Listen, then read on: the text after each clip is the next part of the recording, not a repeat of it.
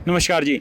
तो आज हम बैठे हैं टिकरी बॉर्डर पर और यहाँ पे जो लगातार आंदोलनकारी किसान बैठे हुए हैं। एक बात सामने आई है कि किसान भी लगातार आंदोलन में है। जो भी सरकार परेशान करती जा रही है तो किसान लगातार अपनी बात रखता जा रहा है, लेकिन सरकार भी परेशान करना किसी हद में किसी तरह से कम नहीं कर रही है लोगों को। तो इस बारे में जो बात करते हैं अभी सबसे पहले रामनिवास जी से। रामनिवास जी, आप क्या, आपके वहाँ पे क्या प्रॉब्लम है और क्या आप धरना कर रहे हो? हमारे यहाँ पर खेड़ी चौपटा तहसील में मुआवजे को लेकर 12 राखी खाप ने कल तहसील पर ताला लगा दिया। शाम को मुझे शाम को ही पता चला है कि वहाँ पर ताला लगा दिया है और वहाँ पर काफ़ी संख्या में किसान साथी बैठे हैं। आज मैं भी हम अपने वहाँ मोर्चे को संभालूंगा और जब तक किसानों पर ये समस्या रहेगी तब तक हम अपनी जान से भी घबराएंगे नहीं। जितने दिन ज़्यादा से ज़्यादा बैठने के लिए हम वहाँ पर तैयार हैं। कहने का मतलब ये है कि वहाँ पे जो मुआवजा मिल रहा है, जो फसल में पानी जल भराव का जो केस था, उसका मुआवजा कोई ठीक ढंग से नहीं मिल रहा, उसका कोई स्थिरता नहीं है। उसी के लिए उसको साफ ढंग से जानने के लिए ये आप धरना प्रदर्शन कर रहे हैं। ये धरना प्रदर्शन इसीलिए कर रहे हैं कि मुआवजा नहीं मिल रहा है। आप राखी 12 का आपको वहाँ से उतरे पर तो उसमें तहसील पर ताला लगा दिया है। और वहाँ पे कौन, उसकी अगुवाई कौन कर रहा है? उस पर अगुवाई राखी 12 खाप से ही कर रहे हैं प्रधान जी। ठीक है। और प्रदीप जी, एक नया मसला आया है कि भाई किसानों को अभी जो है इस बार अडानी के गोदाम पे जो है सीधी फसल पहुंचानी पड़ेगी। उसके बारे में थोड़ा सा आप विश्लेषण कीजिए, व्याख्यान कीजिए। मैं सबसे पहले तो जितने भी अपने श्रोता हैं चैनल के, उनको होली की शुभकामना देते हैं। हम आज ये आस लगाए बैठे थे कि इस होली पे तो कम से कम बीजेपी के उनको ये सद्बुद्धि दे, लेकिन हमें जब सुबह सुबह ये मैसेज पढ़ने को मिला कि ढांड बाजरा जो अडानी का गोदाम है वो एफसीआई के तहत आता था, अब उन्होंने एक लेटर जारी किया है कि जितने भी आसपास मंडी हैं किसी भी आड़ती को बारदाना ना दिया जाए, ना उन वहाँ के किसानों को गेट पास दिया जाए, और मजबूरवश होके किसान को अडानी के गोदाम में अनाज ले जाना पड़ेगा। आंदोलन के चलते भी हमने आवाज़ उठाई थी हमेशा। ढांड बाजरा, दूसरे नंबर पे भंबेवा, जींद, सफीदो इसमें पड़ता है, गवाना से जींद रोड पे है बम्बेवा, वहाँ भी एक इसका गोदाम है जो टोटल के नाम से है। एक और भी है, ये 3 गोदाम है। तीसरा गोदाम है मुडलाना जो तिहाड़ मलिक में। तो किसान को मजबूरनवश अब की बार अपना अनाज अडानी को देना पड़ेगा। जो ये कहते थे 3 काले कानून वापस हो गए, ये चिट्ठी दर्शाती है हरियाणा सरकार की कि 3 काले कानून वापस नहीं हुए हैं। यहाँ का मुख्यमंत्री खट्टर ना हो के अडानी मुख्यमंत्री लगता है हमारे को। ये किसानों को समझना होगा। आज अगर किसान सीधा अगर अनाज ले गया इस अडानी के गोदामों में, तो आप ये मान लो कि आड़ती भी खत्म होगा, मजदूर भी खत्म होगा, और वहाँ जितने चाहे कोई चाय वाला है, चाहे कोई और दुकान कर रहा था, तकरीबन इफेक्ट होगा। तो ये किसान की लड़ाई नहीं है, इसमें हर एक को सामने आना पड़ेगा। आज जो ये चिट्ठी जारी करी है ये किसानों के लिए घातक सिद्ध होगी। तो एक बात ये है कि अभी जो है इसमें आपने बताया था कि भाई इसमें 50 रुपये फालतू मिलेंगे। जैसे 2025 का रेट है तो 2075 रुपये में उनको वहाँ पे पहुँचाना होगा। लेकिन इस पर जैसे जल भराव की स्थिति है, यूक्रेन और रशिया का जो है युद्ध चल रहा है, तो उसमें जो गेहूं की और जो सरसों की रेट तो काफ़ी बढ़ने वाले हैं। तो इसका मुनाफा किसान को मिलेगा आपको लगता है, या इसका मुनाफा जो है अडानी अंबानी को मिलेगा और ये सरकार यूँ ही देखती रहेगी? पिछली बार का अगर सरसों का उदाहरण देखो, सारी सरसों अडानी लॉजिस्टिक के जरिए कलकत्ते ले जाई गई थी, स्टॉक की गई है, और वो उसका असर देखने को मिला। जो 70 रुपये लीटर तेल था सरसों का, वो 200 रुपये लीटर 220 तक बेचा गया है।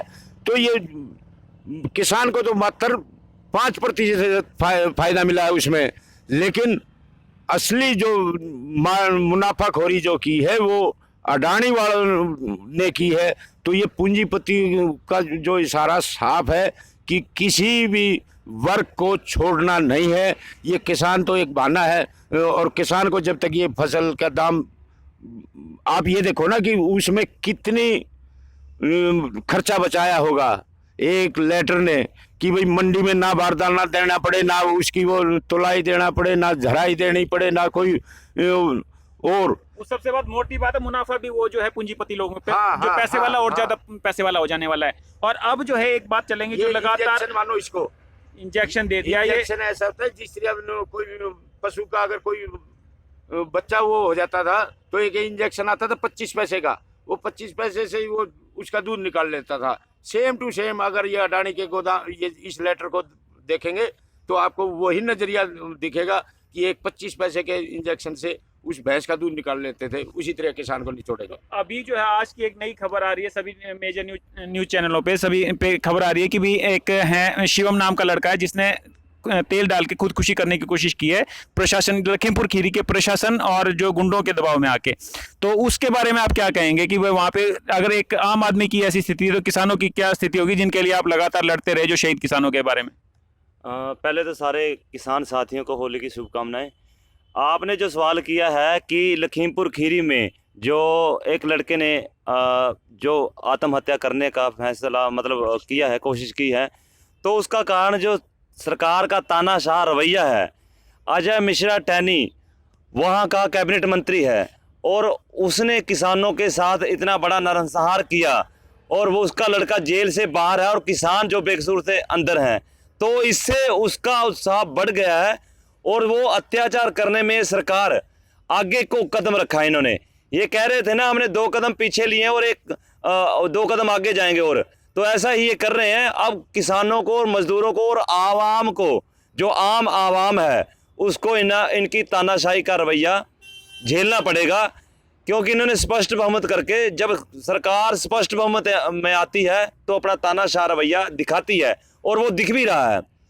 तो अब क्या सवाल है किसान के लिए, ये बहुत बड़ा सवाल है कि कैसे इनसे लड़ा जाए। तो स्पष्ट बहुमत तो एक अच्छी बात होती है कि जो अपने निर्णय ढंग से काम कर सके, लेकिन मेन बात यह है कि सरकार की नीयत पे शक होते हुए भी स्पष्ट बहुमत आया है, तो ये एक चिंता का विषय है। और अभी जो है मेन बात यह है कि जो शहीद किसान थे उनके परिवारों को तो क्या मिलना था, लेकिन जो अजय मिश्रा टैनी है उसका बेटा जो है उस आशीष मिश्रा को, उसको तो जमानत मिल गई, और किसानों को जो किसान दूसरे जो किसान वहां पे थे आंदोलन में थे उन्होंने वो जेल में है, उनको अभी जमानत नहीं मिली है। तो उनको जमानत मिलने की कोई आशा है, या उनके ऊपर जो वहाँ पे जो सबूतों के साथ छेड़खानी होने का जो शक है, गवाहों के साथ दबाव पड़ने का शक है? जब एक आम किसान मतलब जो टैक्सी चलाने वाला आदमी है उसके साथ वो इतना परेशान है, तो उन गवाहों की क्या हालात होंगे जो टैनी अजय मिश्रा टैनी के बेटे के खिलाफ होंगे? ऐसा ही एक जो आपने सवाल किया, इसका एक उदाहरण आया था पीछे कि जो वहाँ का मेन गवाह है उस पर लाठी डंडे बरसाए गए हैं। तो आज एक और तानाशाही का रवैया, जो एक लड़का है जिसने आत्महत्या करने की कोशिश की है, वो तानाशाह रवैया और पुलिस प्रशासन की जो अत्याचार है उसको बढ़ावा मिला है, और ये अत्याचार बहुत गंभीर है। हमें इनसे बहुत भली भांति पहले से ही पता था, क्योंकि ये जो बीजेपी सरकार है इसका रवैया पहले से ऐसा था और ये और तेज हो रहा है। और हमें ये चाहिए कि सारे किसान भाइयों से मैं अपील करता हूँ कि हमें सब ज़्यादा से ज़्यादा वहाँ इकट्ठा हो गए, जो अत्याचार सह रहे हैं हमारे लोग, आम जनमानस, उसके लिए हमें खड़ा होना चाहिए। और ये साथ में आपको इंट्रोड्यूस करा दूं, ये अबू भाई हैं जो लगातार हर जगह पे किसानों की आवाज़ में साथ में बुलंद रखते हैं आवाज़ को। ये थोड़े शर्माते जरूर है, लेकिन जब मौका आता है तो बिल्कुल ये लखीमपुर खीरी भी गए थे। और भाई अबू भाई ऊपर चेहरा कीजिए कम से कम, और ये अभी इनकी तबीयत थोड़ी ख़राब थी, तो इनके लिए भी हौसला अफजाई के लिए आप लोग, अबू भाई कुछ बोलना चाहेंगे आप? जी नहीं, कोई बस इनका तो यही है कि ये साथ हैं आपके, और इनकी नीयत को सलाम करते हुए सभी भाइयों से आग्रह है कि इनको जो है वीडियो को आगे बढ़ाएं और शेयर करें और लाइक दें। जय किसान, जय जवान।